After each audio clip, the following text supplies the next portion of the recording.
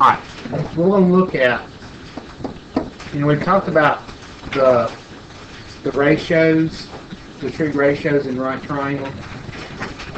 We're going to go for full-blown here, what we call right triangle trig. Okay? The idea of right triangle trig is not just to give the ratios anymore. Okay? So we've been given like sine is opposite of our hypotenuse. And we've been given ratios. Now, what we're going to do is we're going to use those ratios to sort of set up an equation. And when we use right triangle trig, we're going to solve for like an unknown side or an unknown angle in a right triangle. Okay, so this is where this is headed. Now, most of the time you do this a little bit in geometry. If you've got physics, like you're taking physics this year, and you're going to know this already. So if you're taking physics, you can probably go do the homework right now if you want to. Okay.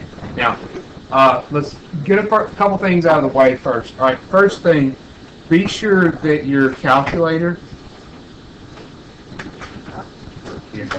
is set to radians. I'm sorry, degrees.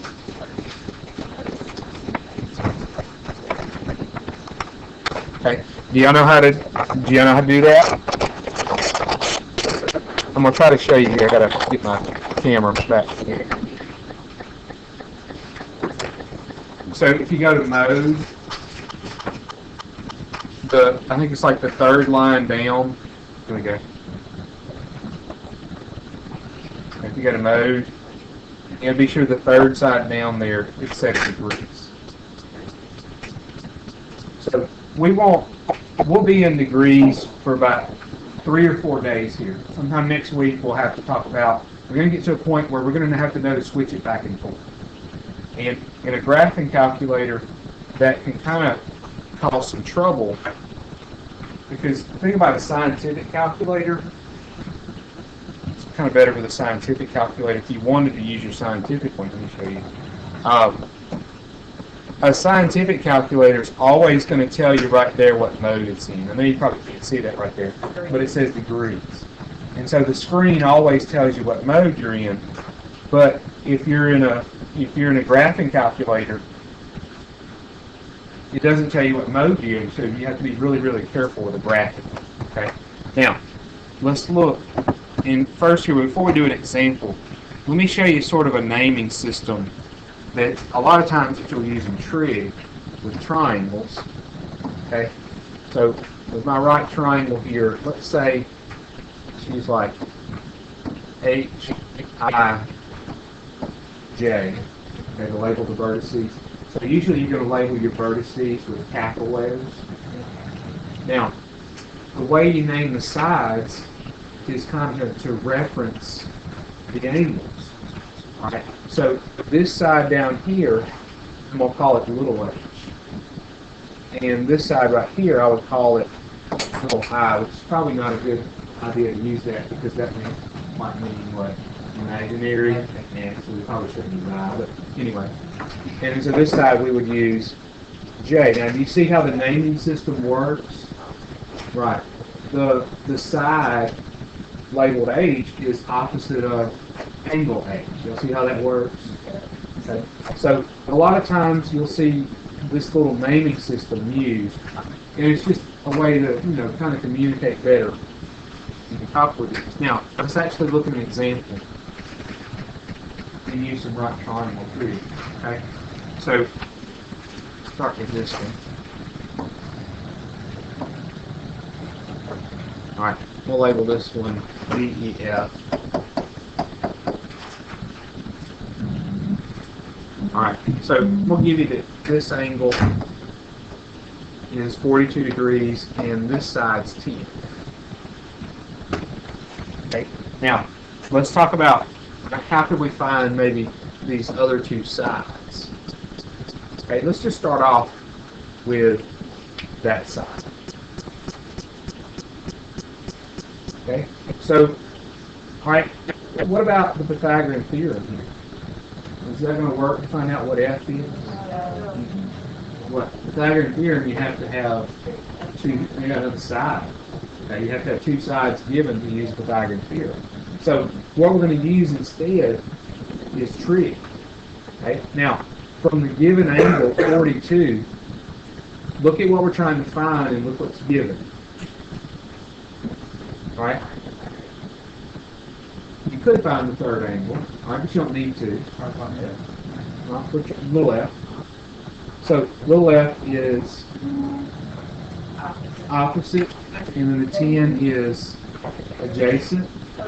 So that's a tangent ratio. Okay. So what I'm going to use is tangent. All right, tangent. Now, what always follows your trig function should be your angle, whether it's known or unknown. Okay. But the argument right here, when you do a trig function, is always an angle. Okay, so you can't say like 10 or something like that. 10 is a side. Now, over here we're going to put the ratio. All right, opposite over adjacent. So we said opposite was FJ. Pay attention, son.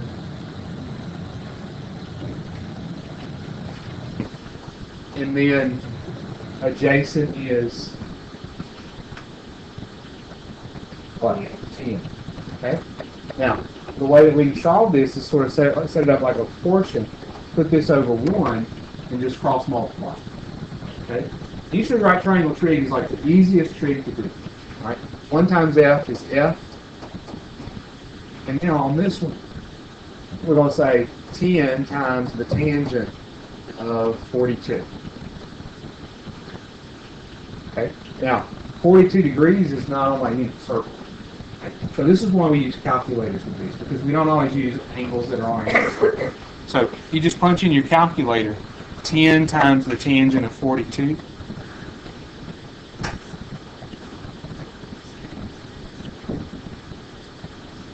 All right. So let's just say that we were going like to the thousandths place, so we can get one decimal in there. You should get about 9.004. Okay. And what you round to depends on what your directions say. Did you not, some of y'all not get that? Bring your calculator up and then look at it. Like attached. Yeah, you gotta be sure to close your parentheses, which in this case wouldn't really matter. All right, be sure you calculate in degrees. All right, somebody not get that when you show me? Did you get that, Jerry? Okay, I thought that said you were one.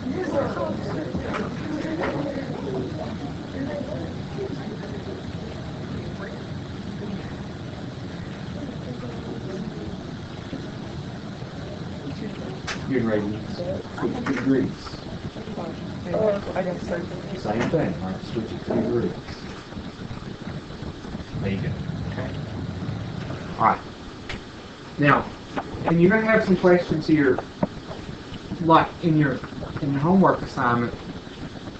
Some of them are only going to ask you for like one side or one angle. But the more advanced ones are going to ask you to what they say solve the triangle. If they say solve the triangle, that means you got to find everything, all the sides, all the angles. Yeah. I'm not going to do it, but I don't actually find the other side, but the other angle D is really, really easy. Okay. One way is you can say 90 plus 42 would be 132, and then 180 minus 132. Because there's a sum of 180 degrees in a triangle. Now, there's a faster way of looking at this.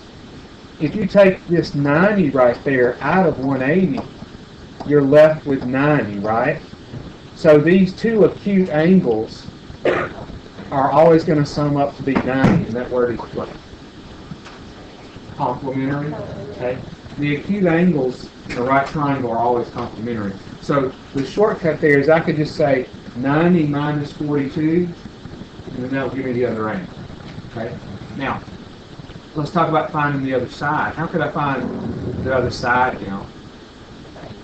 The Pythagorean theorem. Okay? Now, here's one thing about it, though. Let me switch over to my calculator here. You're going to have to be real careful about that. So, one thing about it, I'm not going to use 9.004. I got to use all of it, right? Okay. because 9.004 is an estimate. It's not exact. So if I do use the Pythagorean theorem, let's do it real quick. 10 squared, what's that? Let's punch that in. What's 10 squared? 100. Okay, plus, and now, instead of saying 9.004 squared, well, that's not going to work. Right, you can say answer squared.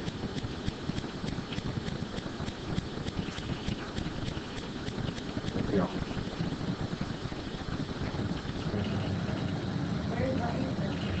Alright, so under your negative, okay. It needs to be squared. Okay, so is that going to be the hypotenuse then? Be the square root of that. So the square root of the answer. Okay, so about 13.456. Okay.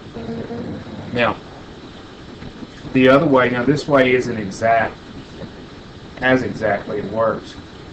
Like if it wasn't in the previous answer, I showed this before where you can paste it down there.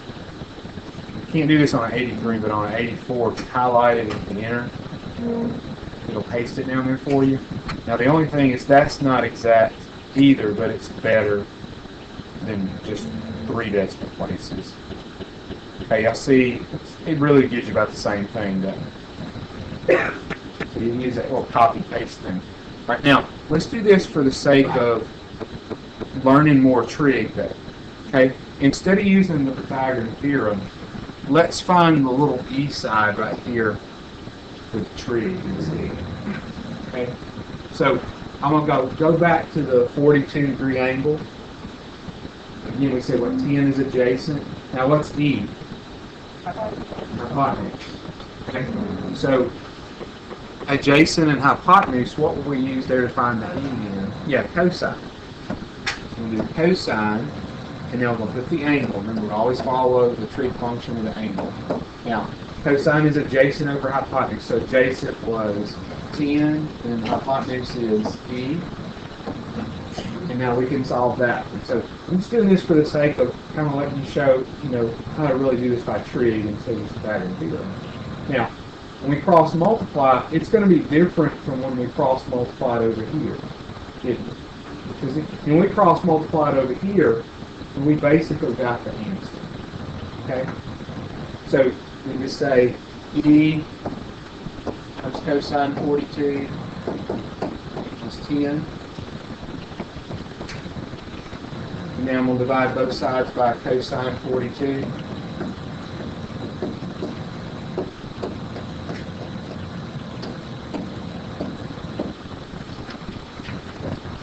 Alright, so you notice how it's a little bit different there?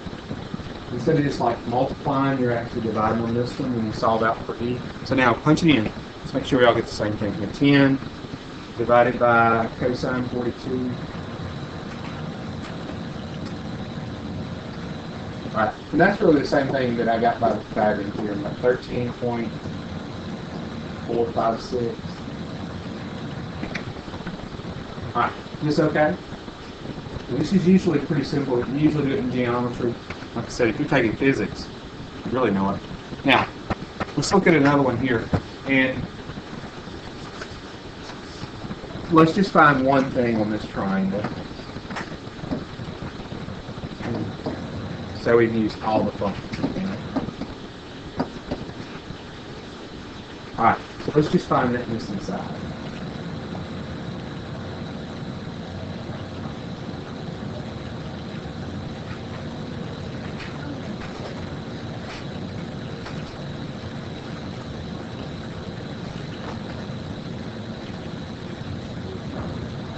Alright, so look from 35. What's missing? What's given with it?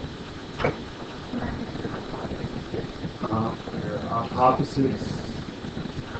Well, that's what we're trying to find. So opposite and hypotenuse. Sine, right? How do I figure out sine? Well, hypotenuse was given, and I was trying to find the opposite. All right. So now sine of what?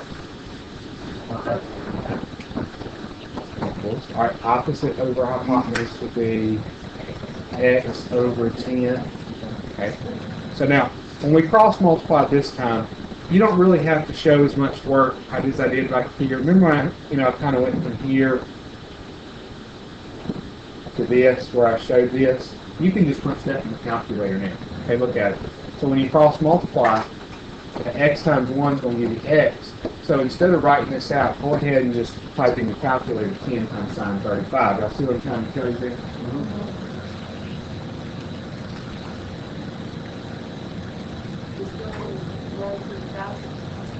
Yeah, and I think in the homework it's either going to say tenths or hundredths, whatever the directions say.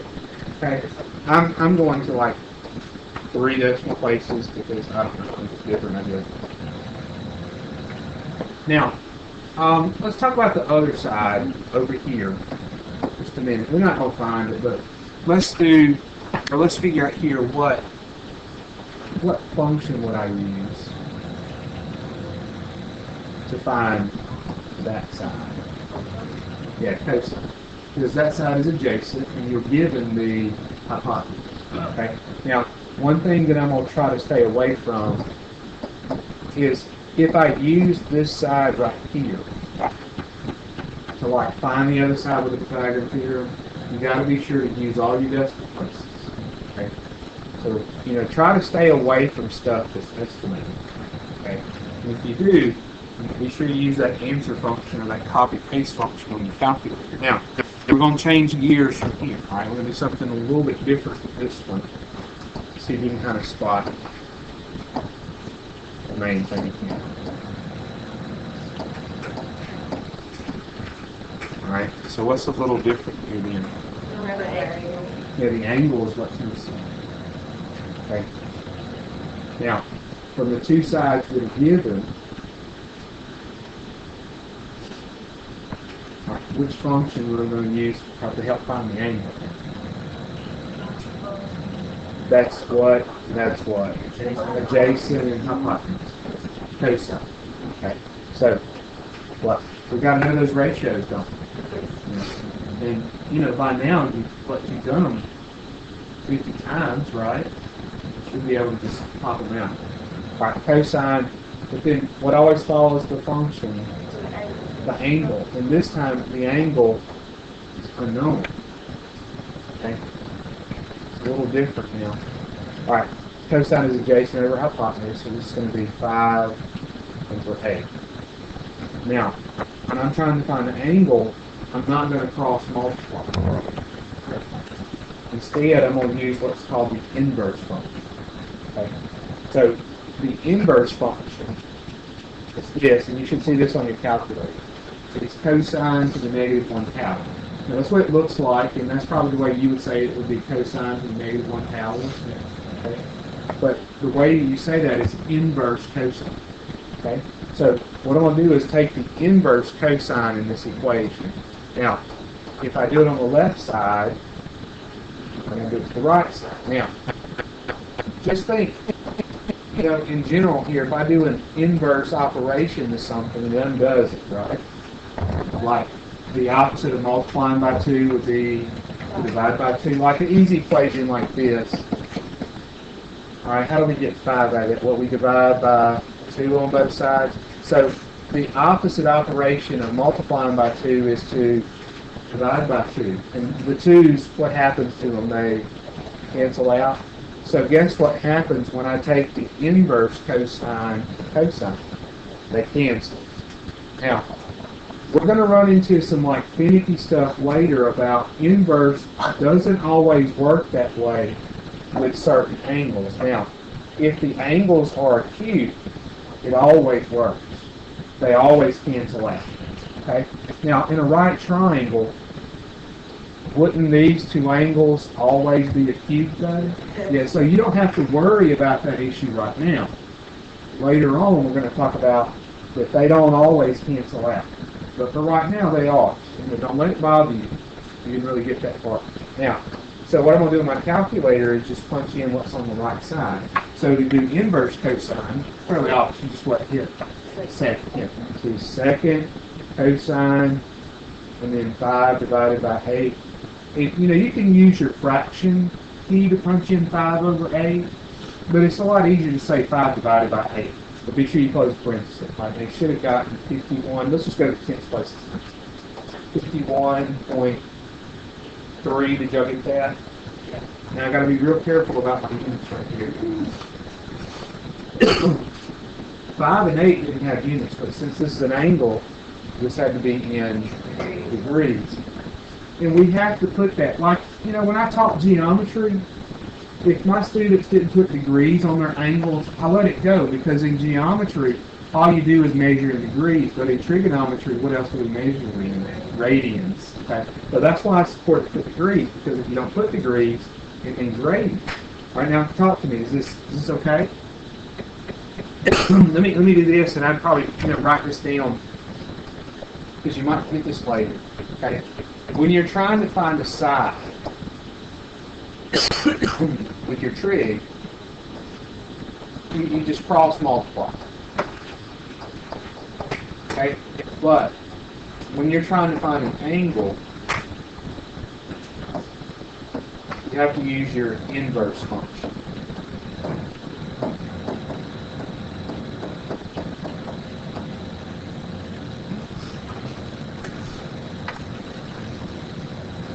All right. Now, y'all talk to me. Do we need to do like another example finding an angle? Can you come with this side cross multiply? All right. When you're trying to find the side, you cross multiply. Okay. Like what we did on this problem right here. Because what was missing was a side. But now, if the angle's missing, you have to use the inverse one. Now, one thing about it, once you've seen like this part right here one time, you don't have to show that. Okay? You don't really have to show me that step. You can go from here to here. So once you see that you're finding the angle right there, x, all you're going to say to yourself is, well, I'm just going to take the inverse cosine of 5x. Okay? And we'll do that later with an example. Now, I'm going to do this. You see on the left side of the board? Okay, that's going to be your homework, and I'm going to do like 3 of them with you. So it'll, kind of cut it down a little bit. You can have an example to go off of there too. All right, so go ahead and hit your paper. All right, I'm going to do, on page 302, I'm going to do number 10. And I'm going to do it with you. Now, somebody, class period asked me, well, do we need to draw the triangle every time? What I'm going to ask you to do is just draw the triangle once. Okay? And I would draw it with like a pen, because you're going to be erasing on it. So that's always what I did in geometry. We just draw a picture one time, and keep writing on it and keep erasing. All right. Page 302. Let's look at this one. All right. I'm going to draw the triangle here.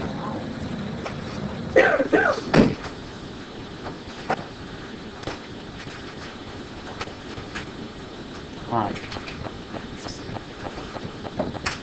A, B, C. Alright. Y'all see the naming system now? See how they're using the naming system? Like big A is across the little A. Now. Alright. Y'all read it for me. What did they give me in number 10?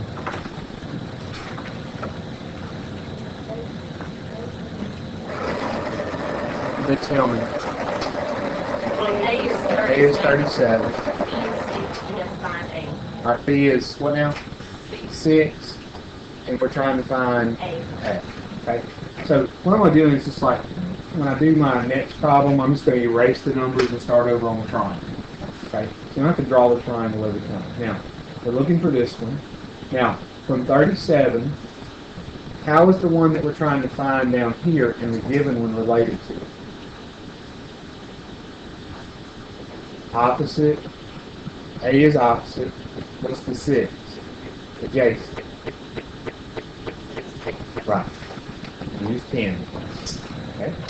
Now what do we follow it with? 37. Okay.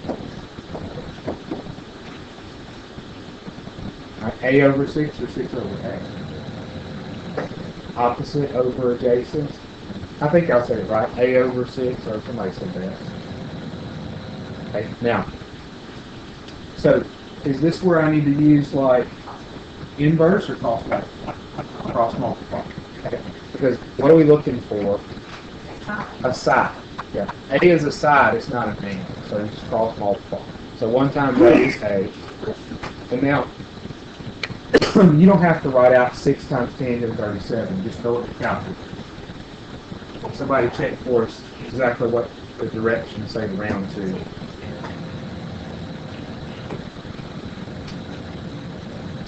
Alright, and alright, did y'all get 4.5?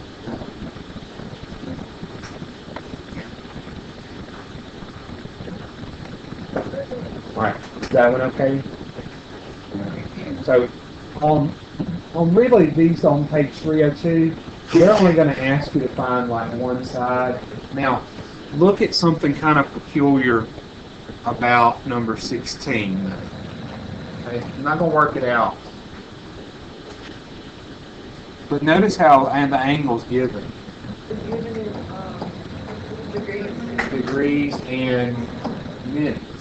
Okay. Now, I don't know if you're going to use sine, cosine, or tangent with that problem, but if I had to take the sine of that, the way I'm going to have to do it with my calculator is I'm going to have to say sine and push in 49, the degree sign, and then 13, and then the minute sign.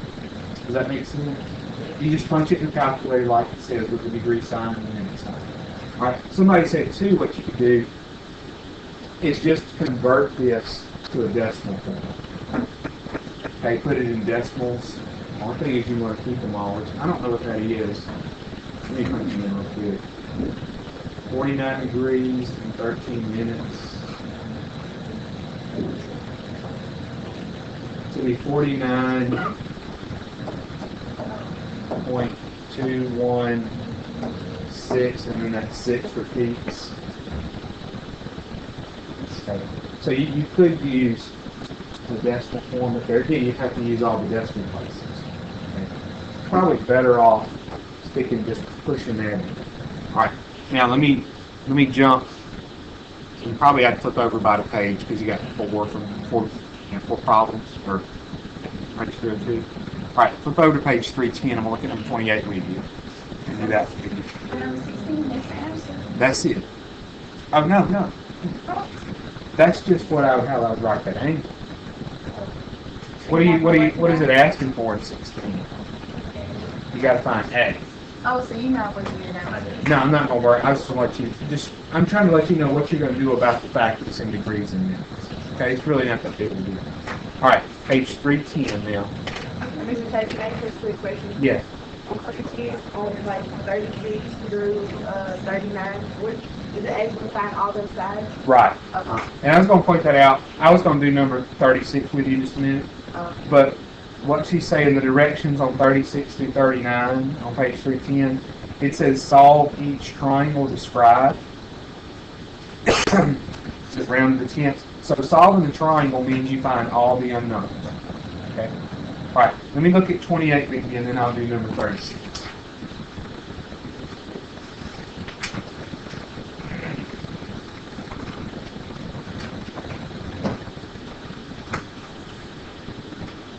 All right, so let me draw my triangle first on number 28. So, you don't have to write the given information because you're just going to put it on your triangle. So, like I said, take you a pen and just draw the triangle once.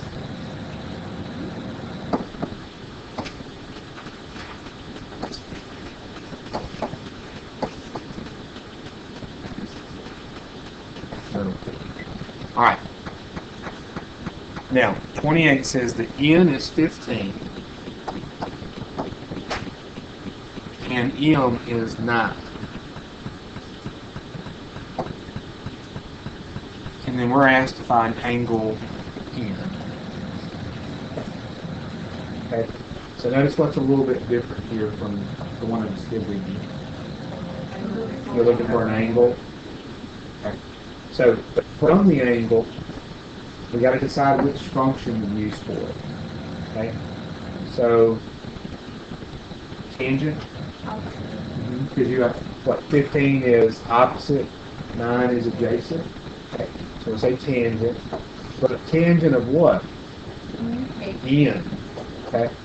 Now, if you want to take a variable x and put in there, you could do that. Why did you say this? Because that's what angle we're trying to find. Okay. The tangent of n, and it's okay to put n because n represents an angle, doesn't it? Okay. So it's okay to write n like that. And again, if you wanted just to do this, you could do it like that too. Okay. But it's going to look a little bit more clear in my answer if I put n. Okay. Now, what's the ratio going to be there? Right. Okay. Opposite over adjacent. Inverse then. Okay.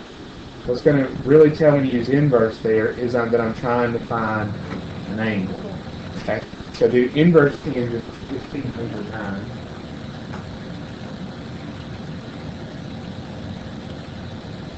And there again, this works out because angle n is a cube. Okay. Otherwise, we might have some issues. Now, I think it says to the tenths on this one too. All right. So this would be 59.0. See, if I do my little wavy equal signs, somebody's reading my work, that's telling that person that that's not exactly 59 degrees, but it's close. Okay. We got this one's 59 degrees, approximately. That's another way to do it.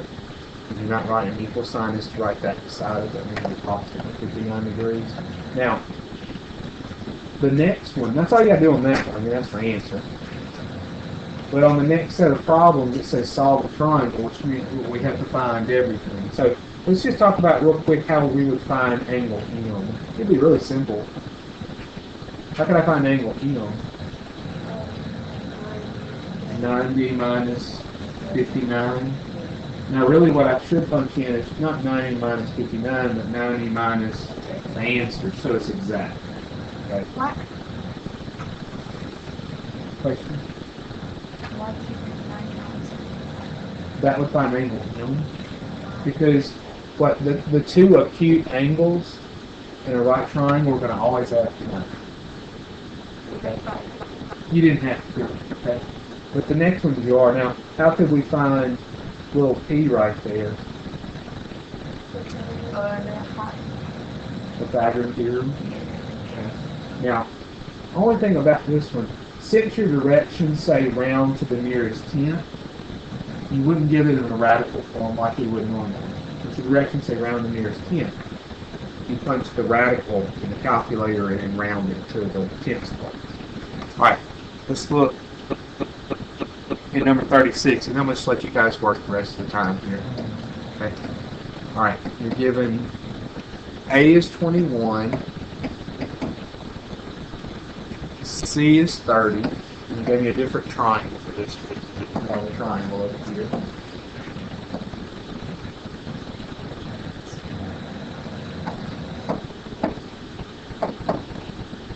Little A, little C, little B. Okay.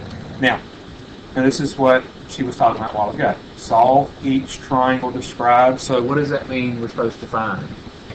Everything. Okay. Everything that's really just not given. Okay. So you don't have to tell me what angle C is. Okay. I think you know what that is, right? You know, we need to have a good concept.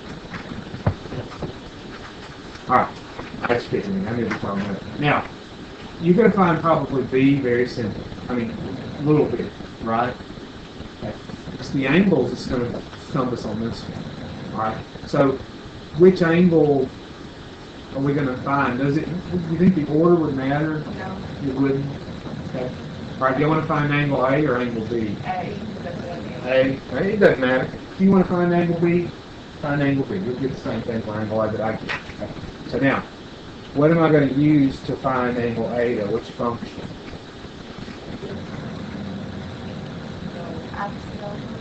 It's opposite is given, right? And then the 30 is the hypotenuse. Okay, how come I couldn't say, like, opposite is adjacent right here and use tangent? Yeah, you don't know what B is. You would have two unknowns in the equation. Okay? So you got to use what's given.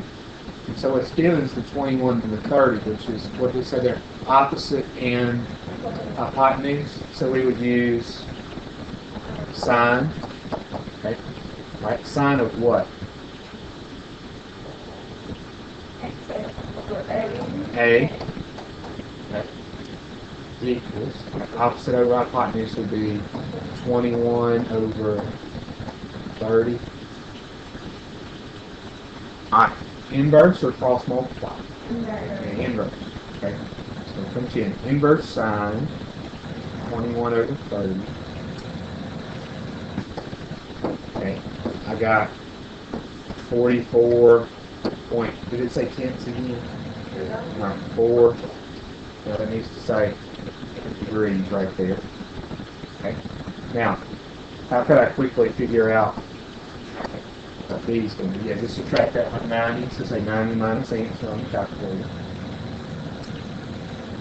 So that's going to give you 45.6. Okay. All right. So what else was missing though? Little b. They use there. Pythagorean theorem. Since you got two sides, you can use Pythagorean theorem. Okay. So 21 squared plus b squared equals 30 squared. I didn't know what 21 squared was. 441. And then 30 squared, 900. So I'm going to do the rest of it and calculate. So 900 minus 441 is 459. We take the square root of both sides. Now, if the directions didn't say to round to something, you'd have to try to simplify that. But I can punch it in my calculator, and it's okay this time. And 21.4. I gotta make a comment. Some of you guys yesterday punched the ratios and your radicals in your calculator. Your directions didn't say round anything, so guess what those people got on the test? They got it wrong. Okay. So somebody listed like all 12 ratios as decimals. Pay attention to the directions. So it's okay here because the direction said round to, okay? But the way they got it. Alright, are we good? I imagine most of you probably could have done it after the first two exams. Alright, y'all work on that? Yeah.